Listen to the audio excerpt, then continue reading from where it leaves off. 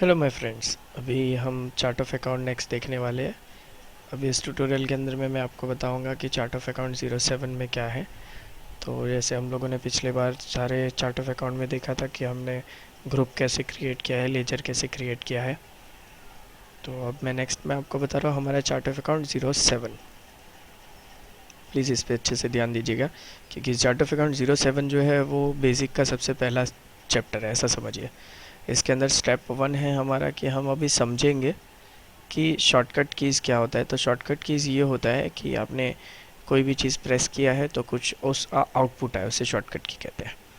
और हम लोग आज देखने वाले F4 से लेके F9 तक सारे शॉर्टकट कीज़ और उसके कॉन्फ़िगरेशन।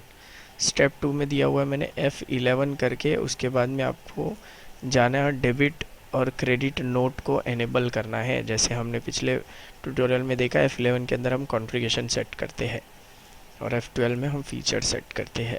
तो अभी हम कॉन्फ़िगरेशन के अंदर में जाके डेबिट नोट और क्रेडिट नोट को यस करेंगे। ये जो होता है परचेज़ और सेल्स का रिटर्न। तो अब आगे बढ़ते हैं, देखते हैं F4 जो है वो कॉन्ट्रा बेस है, यानी बैंक और कैश के बीच का ट्रांजैक्शन। F5 जो है वो पेमेंट, आप कोई पे भी करते हो, किसी को भी करते हो पेमेंट। फॉर एग्जांपल आपने टैक्स भरा है तो पे करोगे तो उसका एंट्री यहाँ पे आएगा। फिर नेक्स्ट है हमारे पास रिसिप्ट। तो रिसिप्ट यानी आप किसी से भी रिसीव करते हो कोई चीज़, यानी पैसे रिसीव कर रहे हो, बिल रिसीव कर रहे हो तो आप उसकी एंट्री करते हो। जर्नल एंट्री, जनरली कोई भी एंट्रीज आप करते हो डेबिट और क्रेडिट में तो वो कर सकते हो। और जैसे पर सेल्स अकाउंट है तो हम सेल्स है तो हम लोग सेल्स की कोई भी यानी बेचने की कोई भी चीज़ करेंगे तो यहाँ पे एंट्री करेंगे F8 के साथ। कंट्रोल प्लस F8 हम प्रेस करेंगे और जो हमारा है सेल्स रिटर्न उसे हम डालेंगे क्रेडिट नोट में। ठीक है, तो वो कंट्रोल प्लस F8 ये याद रखो। F9 यानी खाली परचेज और कंट्रोल प्लस F9 यानी डेबिट नोट यानी परचेज रिटर्न। सिंपल है, F8 कंट्रोल F8 सेल्स और सेल्स रिटर्न, F9 और कंट्रोल F9 परचेज और परचेज रिटर्न। ये चार आपको याद हो गए। उसके पहले जर्नल एंट्री आता है, फिर रिसिप्ट और पेमेंट आता है जो आप लोग यहाँ पे देख रहे हो, और उसके बाद में पहला वाला है कॉन्ट्रा एंट्री यानी F4 F5 F6 F7 F8 control F8 F9 control F9। ये हमने अभी देखा। और अब हम देखते हैं उसको टैली के अंदर। जैसे ये मैंने टैली खोल के रखा है और ये संकल्प नाम का मैंने दिया हुआ है। अब सबसे पहले तो हम लोग अपना स्टेप 2 जो है वो फॉलो कर देते हैं। स्टेप 2 फॉलो करने के टाइम पे आपको बता दूं कि हम लोग को किस में जाना है वो आप यहाँ पे देख लेते हैं। यहाँ पे हम लोग को जाना है F11 के अंदर में डेबिट नोट और क्रेडिट नोट करना है। तो F11 अकाउंटिंग फीचर्स के अंदर गया मैं और यहाँ पे डेबिट नोट और क्रेडिट नोट को यस करते हैं। वो यहाँ पे होता है, यहाँ पे बाय डिफ़ॉल्ट नो होगा, आपको यस करना होगा। यहाँ पे भी यस की मैंने तो करके रखा है, आप भी कर दीजिएगा। और एंट्री एंटर एंटर एंटर किया और ये आ गया। फॉर एग्जांपल नो रख करके मैं पहले दिखा देता हूँ कि क्या होता है। ठीक है, आपके वहाँ पे होगा ना तो नो होगा। और ये हम लोग आगे बढ़ गए। अभी दिखाता हूँ आपको, ये वाउचर में हम लोग अभी आए जो हमारा नेक्स्ट है। हमने अकाउंट इन्फो, इन्वेंटरी इन्फो पूरा ऊपर ऊपर से देख लिया और अब हम देखने जा रहे हैं वाउचर। तो वाउचर में एंट्री मारा। अभी आप यहाँ पे देखिए क्रेडिट नोट और डेबिट नोट दोनों ब्लैक कलर का है, बाकी सारे वाइट कलर के। उसका मतलब ये हुआ कि डेबिट नोट और क्रेडिट नोट जो है वो बंद है, वो चालू अभी फ़िलहाल नहीं है। उसको करने के लिए आपको फिर से अभी जाना होगा F11 में। डायरेक्टली यहाँ से F11 में हम आ गए, यहाँ पे जाके यस करो। फिर डेबिट नोट और क्रेडिट नोट दोनों एनेबल किया। क्रेडिट नोट सेल्स रिटर्न मैंने यस किया और परचेज रिटर्न भी यस किया और आगे बढ़िए। अभी आप देख सकते हो कि डेबिट नोट क्रेडिट नोट दोनों आ गए हैं। अब देखिए मैं सेल्स पे क्लिक करता हूँ, ये देखिए डेबिट नोट क्रेडिट नोट दोनों आ गए।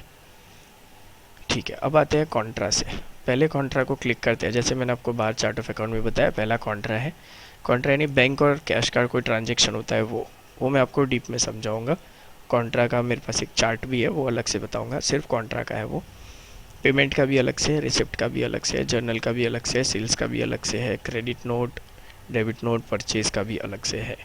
तो कॉन्ट्रा का मैं बता दूँ, कोई बैंक के थ्रू बैंक का ट्रांजेक्शन, बैंक के थ्रू कैश का ट्रांजेक्शन कुछ भी हो तो आप यहाँ से वो एंट्री कर सकते हो। नेक्स्ट आता है पेमेंट। आप पेमेंट पैसे किसी को अमाउंट जो है वो देते हो, प्रोवाइड करते हो तो यहाँ पे आएगा। रिसिप्ट आपने किसी से पेमेंट का बिल लिया है या पेमेंट लिया, रिसिप्ट उसका दिया है आपको उसने, तो अब यहाँ पे एंट्री कर सकते हो। जनरली दूसरी कोई भी होगी, प्रॉफिट का या लॉस का कुछ भी एंट्री होगा जनरली, तो वो इसमें डाल सकते हैं। सेल्स का हम डाल सकते हैं, अगर समझिए सेल्स हो रहा है, बिक रहा है, तो हम सेल्स में डालते हैं। और उसके बाद में आता है परचेज़ का, तो हम परचेज़ में भी डाल सकते हैं। सॉरी, इसके बाद आता है हमारा क्रेडिट नोट का, तो हम क्रेडिट नोट यानी सेल्स रिटर्न, उसके लिए आपको मैंने बाहर बताया कि हमको कंट्रोल प्लस F8 प्रेस करना होगा, या तो फिर हम डायरेक्टली यहाँ से क्लिक करके डाल सकते हैं। फिर आता है परचेज़। परचेज़ आपने किसी यानी कुछ ख़रीदा है तो उसे परचेज़ कहते हैं। अब आता है सेल्स, सॉरी अब आता है डेबिट नोट।